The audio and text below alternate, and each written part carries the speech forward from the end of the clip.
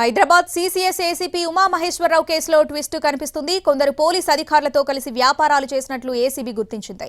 అంతేకాకుండా సందీప్ అనే పేరుతో ఉమా మహేశ్వరరావు పెద్ద ఎత్తున వ్యాపారాలు చేశాడు. ఏసీపీ అవినీతి బాగోతాల చిట్టా మొత్తం ల్యాప్టాప్లో ఉన్నట్లు ఏసీబీ గుర్తించింది. ఇక ఎవరి దగ్గర ఎంత తీసుకున్నాం, ఎవరి దగ్గర నుంచి ఎంత రావాలనే విషయాలను ల్యాప్టాప్లో సేవ్ చేసి పెట్టాడు. ల్యాప్టాప్లో దొరికిన సమాచారం ఆధారంగా ఏసీబీ విచారణ జరుపుతుంది. పలు కీలక కేసుల్లో విచారణ అధికారిగా ఉన్న ఉమా మహేశ్వరరావు ఫిర్యాదుదారులనే బెదిరించి వసూళ్లకు పాల్పడినట్లు తేలింది. ఇక కాసేపట్లో ఉమా మహేశ్వరరావును కోర్టులో హాజరుపరచనున్నారు.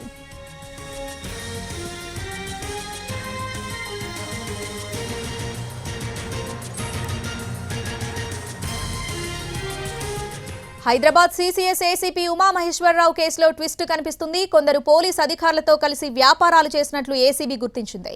అంతేకాకుండా సందీప్ అనే పేరుతో ఉమా మహేశ్వరరావు పెద్ద ఎత్తున వ్యాపారాలు చేశాడు. ఏసీపీ అవినీతి బాగోతాల చిట్టా మొత్తం ల్యాప్టాప్లో ఉన్నట్లు ఏసీబీ గుర్తించింది.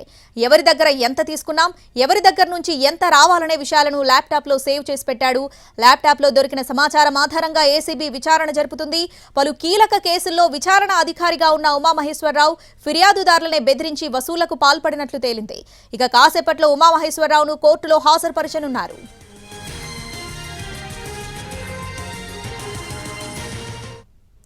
ఇదే అంశానికి సంబంధించి పూర్తి అప్డేట్స్ మా ప్రతినిధి కిరణ్ లైవ్ లో అందిస్తారు. కిరణ్, ఉమామహేశ్వరరావు అక్రమాస్తుల కేసులో ఏసీబీ అధికారులు దర్యాప్తు సంచలన విషయాలు వెలుగు చూస్తున్నాయి. కొద్ది నిమిషాల క్రితమే ఏసీబీ హెడ్ క్వార్టర్స్ బంజలిస్ నుంచి నాంపల్లి కోర్టుకు ఉమామహేశ్వరరావును ఏసీబీ అధికారులు తరలిస్తా ఉన్నారు.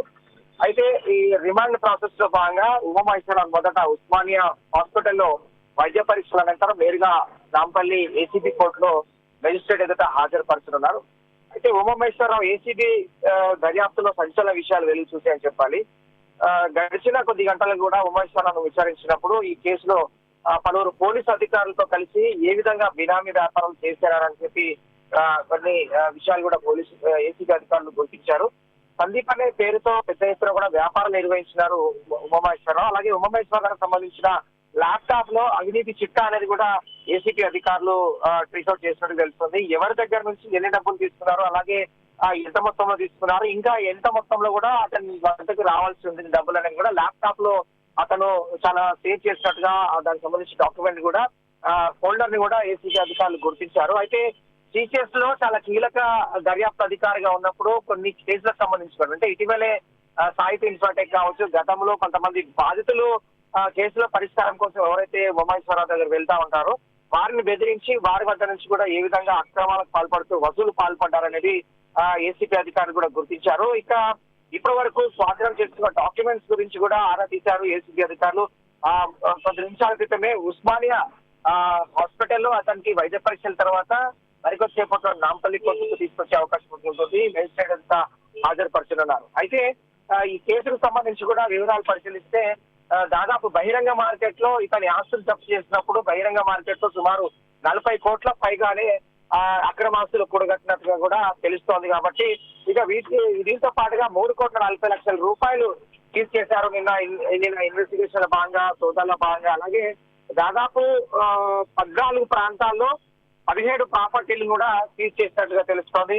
5 గట్కేసర్ లోను, అలాగే వైజాగ్ లోను, అలాగే అశోక్ నగర్, షామీర్పేట్, కుక్కరపల్లి, మల్కాజ్గిరిలో ఇతను ఎవరి పేరు మీద ల్యాండ్స్ తీసుకున్నారు, అలాగే ఎవరి పేరు మీద ఫ్లాట్స్ ఉంటే వాటికి సంబంధించిన వివరాలు సేకరించారు ఏసీబీ అధికారులు. ఇక ముఖ్యంగా సందీప్ అనే వ్యక్తి ద్వారా ఏ విధంగా బినామీ వ్యాపారాలు సాగించారనే మాత్రం ప్రస్తుతం. Right Kiran, thanks for the